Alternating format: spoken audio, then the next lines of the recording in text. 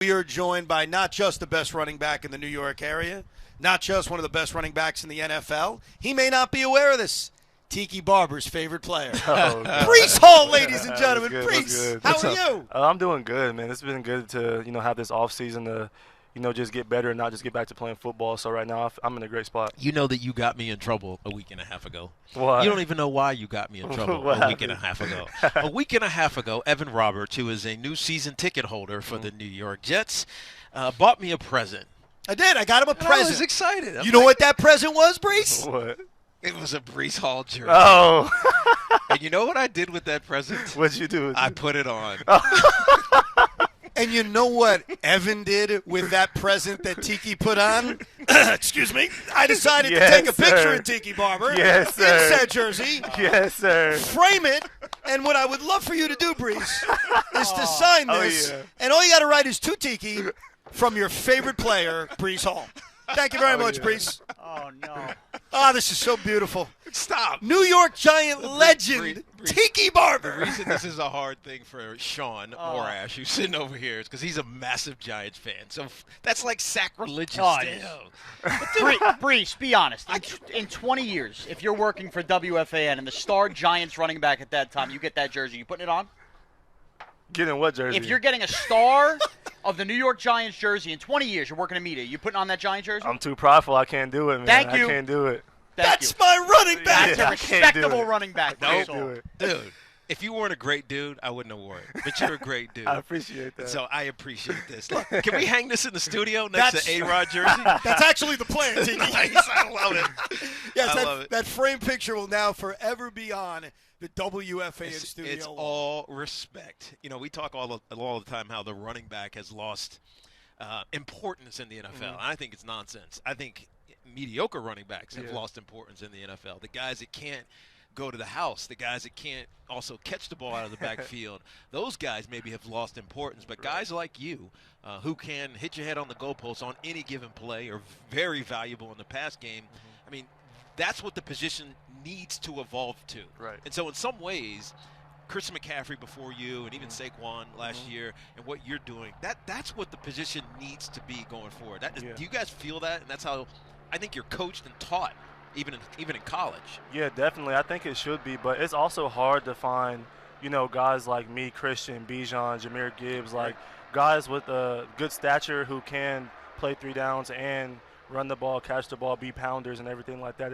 It's rare to find that because usually guys are so used to coaches putting them in one skill set, and guys aren't doing everything their whole life. So it's a lot different for a lot of guys. So you see guys come to the league and they're stuck in being in one role, which it sucks. But if you show that in college, I think you should translate it to the NFL. Yeah, I think one of the beauties of coming to a place like here with the Jets is that they needed you. Right. So you got opportunities early, and obviously the ACL notwithstanding, your time here has been spectacular. Did you expect it, or did you expect to be this good this quickly on the NFL level? Honestly, yeah. Just because I feel like with our rookie class, like we were what the New York area, we were what they needed, and we brought like a little bit of life back, and then just bringing in Aaron and guys like that. Obviously after my injury, and then us bringing in Aaron, that gave me a big confidence boost, and it helped me just attack my recovery even harder. So coming back off of that and just having the anticipation of playing with him and then him getting hurt, I just felt like, okay, I just got to do a little bit more, even if I am coming back off an injury. So being able to have the season I did personally for me, just to be able to get back and still be the player I wanted to be is good. But now I'm ready to tap into my full potential. Was the injury ever on your mind, especially early last season? Oh, yeah, definitely. Just dealing with soreness and discomfort, throughout a game, because your knee, like, even though you're cleared to play, doesn't mean that you're ready to just be grounding and pounding all the time. So I definitely had to go through a little bit of camp and work my way back into it. And still, once you get into a game, in camp nobody was allowed to hit me. So get into a game, it's like it's my first time having full contact. Like, nobody has to care about what they're doing to me. So I was kind of like, okay, we're just gonna see how this goes. And luckily, it went really well for me. So it gave me a lot more confidence too. Yeah, we were getting upset because Coach Sala was saying, yeah, he's going to be on a pitch count or something of that matter. We're like, no, hell no, he's clear. Let him go. Yeah. Did you ever feel worried, right, that you weren't going to be back to the same player that you were prior to the injury? No, just because a lot of guys that I talked to about it, Saquon, Todd Gurley, even Christian, guys like that told me, like, it might not be what you want it to be, but it just takes time. Everybody's just saying it takes time, and I had to really see that. So throughout the season, I noticed myself getting better and better. It wasn't what I wanted to be, but I knew I was getting better. So by the end of the season, I was like, okay, I'm good. When did you know? When did you know it was back? Was it in Denver? It's my confidence was getting more and more throughout every game. So Denver was like that was a game that spiked it, and then I'd say after about like game 12, I was like, okay, I'm good. Like I ain't worried about it anymore. Were you, because I know I felt this way just as a fan talking on the radio, I felt like you didn't get enough touches early this season, last season. Yeah. Did you kind of share that frustration that the ball just wasn't in your hands enough? Yes and no. Obviously, after games when you're losing and stuff, I was frustrated. But when I look at it from hindsight now, just knowing that they wanted to do what was best for me and not overload me too early and kind of work me into the rotation and everything. So now I'm happy that they kind of held me back a little bit because I never know what could have happened. I could have been overloading myself and got hurt again or whatever the case may be. But they worked me back into being a number one back and getting all the carries and just having a bigger role. And once I was able to sustain that, they let me just roll. So I was very grateful that they did that with me. How do you envision your workload looking like this year, assuming the quarterback stays healthy, football God willing, you're out there healthy? How do you picture that playing out? I'm happy we drafted Braylon just because now I have somebody else to lean on in Isaiah. We got a really good running back room with Izzy, Xavier, and Valladay, and all those guys. So I have more guys to lean on, and those guys have matured throughout this camp as well. So obviously I'm going to be the guy, and I'm going to play as long as I can. But just knowing that I have the confidence in those guys, that they know what they're doing, and they're coming along, and they're going to be able to come in and be just as good as I am, do everything that I'm doing, because that's what we're priding ourselves on. I'm priding Braylon on, okay, you can run the ball, you're powerful, but I want you to be able to catch the ball. Izzy, I want you to be able to stick your foot in the ground and go, use your speed and everything like that. So those guys are growing every day. Yeah, you talk about Braylon Allen, who's a rookie. He's 20 years old. We were talking about him before we got on air here. He's 230-something pounds. I mean, he looks the part of like the old school NFL running back. But it sounds to me like you've become a leader. You're only in your third year, and you've become this teacher, this mentor, right. And I think that's an important part of what this Jet success is going to be built upon. Do you agree? Yeah, for sure. We got a new running back coach that came from Tennessee, Tony Dews, and he was there with Derek for about 5 or 6 years. And the first thing he said to me was like, "Breece, you're our leader, whether you want to be or not. So, you're just gonna have to embrace it." And I've started to embrace it. So, just taking it on myself, and Garrett has to, just to be those guys that if we're having a rough day at practice, all right, come on, y'all, let's go. We're gonna get us out of this funk. And Aaron told us himself, he's like, I can't do it every day. So some days you guys are gonna have to be the one. So myself, Garrett, Tyler Conklin, we're the leaders of our room. So we're taking it upon ourselves to just be the same guys every day, be consistent every day. We're talking to Breece Hall. We're live here from Jets camp. I don't know if it's the same as when you dealt with it, Tiki, but I remember you saying on the air that you were a little bothered when the Giants drafted another running back in Ron Dane. I was motivated. You were motivated, mad, whatever the word is. Yeah. When it first happened, like, okay, the Jets are drafting Braylon Allen, was there a reaction of, the hell is this? We don't need another running back. Like, what was your initial reaction to it? I was happy. I feel like everybody needs some help, and Braylon's gonna be a big help to this team. So I wasn't mad at it at all. And looking at that, obviously I knew, he was gonna push me to be better because obviously every year somebody new is coming to take your spot and everything. So, like I said, I had to become a leader, and he pushed me. He's pushing me every day, just like I'm pushing him. I'm trying to challenge everybody in our room, like who's gonna have the best rep, who's gonna have the best day. And I feel like this has been my best camp. I feel like it's going in my third year, but I feel like it's only really my second year playing. So, I'm still learning just like those guys are as well. But, just last season was able to help me, and now being with Aaron for a whole nother year and a whole nother offseason,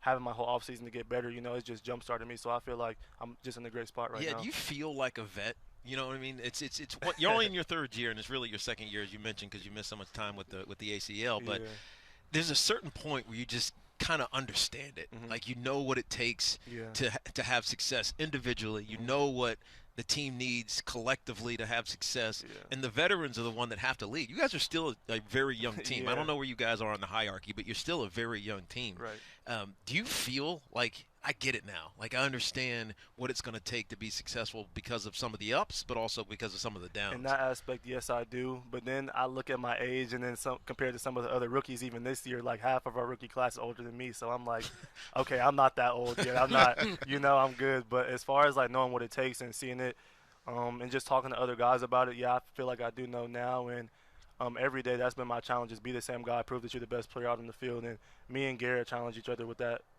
aspect of it every day. He makes a play, okay, I want to make a play now. Like, let's just feed off of each other and see what we can do. What's the weirdest thing Aaron Rodgers has said to you? So when he first got here, when I was doing my rehab, I wasn't able to practice or be with the team as much, so he would always call me Bryce instead of Breece. So that was probably that used to, like, he low-key would make me mad. So I would like not purposely not talk to him or not acknowledge him. So that was probably the thing that got to me the most. You think you did it but you had a Bryce, right? Right. Yeah, Bryce, yeah, exactly. Do you think he was doing it on purpose? Yeah, or he was definitely doing it on purpose just to nag me. And then the first day that I was able to like start doing walkthroughs and stuff with the team, he stopped. He was like, "Hey, everybody, give up! Breece is joining us back again." And he like emphasized my name and everything, so everybody started laughing. So yeah, definitely that. It's funny because we don't think about Aaron Rodgers in the way that I think his teammates think about him. Right. Like, we see this other image, and whatever people's opinions are, it is what it is. But it feels like he's intentionally obscure to the public. Yeah. Whereas with you all, it's like, man, this dude's the greatest guy in the world. Right, yeah. Just knowing how much he values his teammates and this brotherhood that we have. You know, you look, like you say, you get a whole different outlook on him, and just being around him and knowing how much he values us, as his relationships with us, and how knowing how high of a standard he holds himself to, he holds us to that same standard. So that just gets us to become more just closer with each other and expect more, uphold that standard of us wanting to be great together, and it's brought us closer together. So just knowing that he's like that, it also just ties us all into that. So that's like the standard now. I know I'm sorry, Tiki, go ahead. No, I was gonna ask. We talk about this team and the expectations. We know what the defense, where they were rated last year, and how well they played, and the offense scuffled a little bit, mostly because of the quarterback play. But Aaron is back, and the expectation is also back for offense and the team. Right. Are you feeling the pressure of that? Because it's also on you. You have to make plays. You can't have a 800-yard season this year. You got to do what you've been brought here to do. And the same thing with Garrett and the offensive line, which has been somewhat remade. Like, there's a little bit of pressure here for this team this season. No, I don't say we feel it just because of us being young, and you may call it naive or whatever, but when I step out on the field, I think I'm that dude. Garrett thinks the same thing, and Aaron he is that dude. He's living it, walking it. So it's kind of just like, okay, let's just get out there and do this thing. We feel like if we put our best foot forward, then we're going to be fine. We always preach is do your 111th. So if everybody's doing their 111th, we'll be fine. We're not really too worried about it. Did you think, because I know we spent so much time talking about on the radio last year, the idea that Aaron Rodgers is going to come back. He's going to come back. Did you guys in the room expect Aaron Rodgers to play for you guys last year after the injury? Honestly, he told me he was, and I was like, wow, this is going to be – then next thing you know, you see him out there getting ready for practice and warming up and stuff, and I was like, wow, this is really going to be crazy. So it really just showed the dedication and how serious he was about, being a part of this organization, and showed how much loyalty he had to us, because he could have just been like, okay, I'm done. I don't want to do this anymore. But he's like, no, I came here for a reason. I came here to, not only do something, but just to bring another purpose to this organization, and he has. The other thing I'm curious about is I don't know if it's just we're in this world of following everything that happens, and during the offseason you check out, you relax. Right. Were you aware about the rumors of Aaron Rodgers running for vice president? Was that like a thing you were aware of and thinking about? I thought it was a joke. I didn't think it was like a serious thing, but I heard it, but I never thought, looked too much into it. I was like, oh, he's probably just joking around, just messing with everybody. But I didn't even know. I was like, oh, he actually was serious about that, dude. That's crazy. Crazy. Can you imagine if he had done it? No, I would have been like, wow, this is crazy. Would you have been mad? Like, he's like, hey, guys, thanks for everything. It's great getting to know y'all. I got to go fix the country. I know the Jets are important, but I got to fix the country instead. No, because he would have been doing that while trying to play football. So it's like, all right. So it's crazy to even think about. That's what Evan thought. That was my theory. My theory was if he does this, he's going to do both. Yes. He's going to run as Kennedy's running mate, and he's also going to be the quarterback. Exactly. What's the problem? Exactly. So it's like the best of both worlds right there. Do you like, and we're talking to Breece Hall, or does it kind of annoy you when people come up to you and talk about their fantasy team? Because you are, especially this year, you're a first-round pick. Yeah. Right, Sean? He's definitely a first-round pick. And maybe top 5 in most drafts. Yeah. So you're always going to get that, hey, Breece, my fantasy team. Hey, Breece. Yeah. Do you like it, or is it kind of like, shut up, geek? Yeah, it's like, I don't really care. It's just like, all right, whatever. It's cool. Good for you, bro. So it's like, I mean, I acknowledge that. I'm like, all right, I appreciate it, but like in the back of my mind, I'm like, bro, I don't care that much. It's not that big of a deal. Right. You guys are heading down to Carolina, right? And then you have the Giants. And not too soon after that, you guys are going out to San Francisco. I know the preseason is important. I know developing camaraderie and getting everybody physically up to speed is what's most important. But how hard is it not to think ahead to that first game? Because it's a challenging one on the road against the defending NFC champs. Like where are you guys at as far as, man, we got a tough start, but if we can clear that hurdle, everything's in front of us. Yeah, it is.